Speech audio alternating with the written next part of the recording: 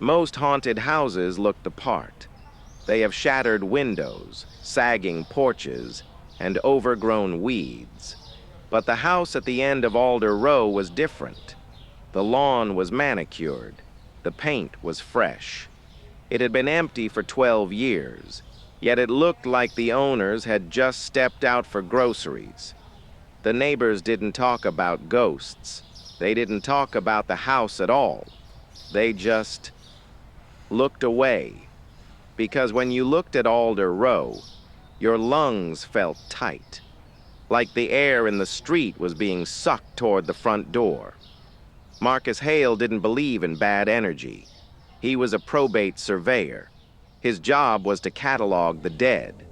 But when he turned the key in the lock, he felt the first red flag. The door didn't creak. It didn't resist. It opened with a soft, wet sound, like a mouth opening for a spoonful of sugar. Marcus stepped inside, and the front door closed behind him. Not a slam, just a gentle, firm pressure. The air inside wasn't cold, it was used. It smelled of stale oxygen and something metallic, like the scent of a copper penny under your tongue.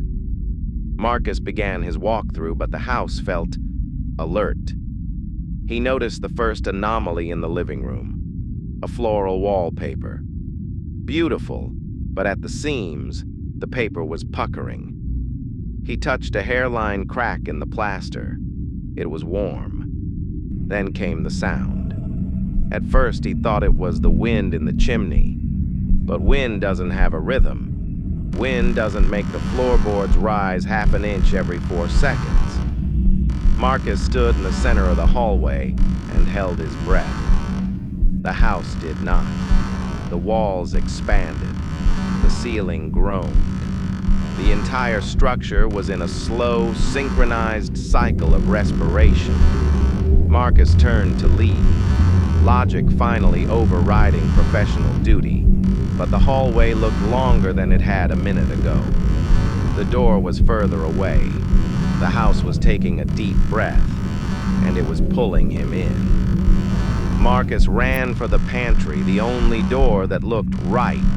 He tore open the shelves and found something the blueprints never mentioned. A staircase. It wasn't made of wood.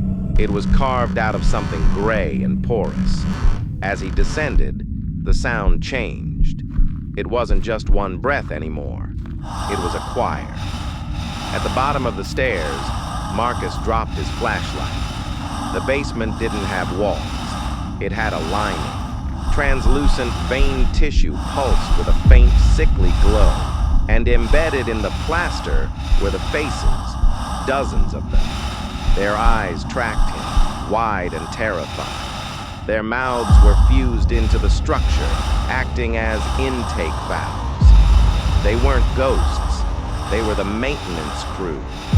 12 years of missing hikers, couriers, and neighbors, all preserved, all recycled, all breathing for a structure that didn't have lungs of its own.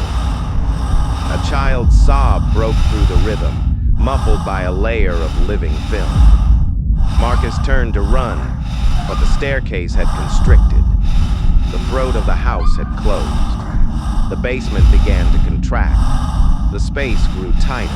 The air grew thinner. Marcus felt a sudden, violent pressure in his chest. His own lungs felt like they were being emptied by a vacuum. He collapsed against the warm, pulsing wall. He felt the plaster soften, beginning to wrap around his shoulders like a lead blanket. He didn't scream. He couldn't. He just added his rhythm to the rest. The next morning, the police found the house at the end of Alder Row perfectly still. No signs of a struggle, no Marcus Hale, just a quiet home, standing under the morning sun. If you walk past it today, you might not notice anything at all. But if you stand very still and you listen to the silence, you'll hear it.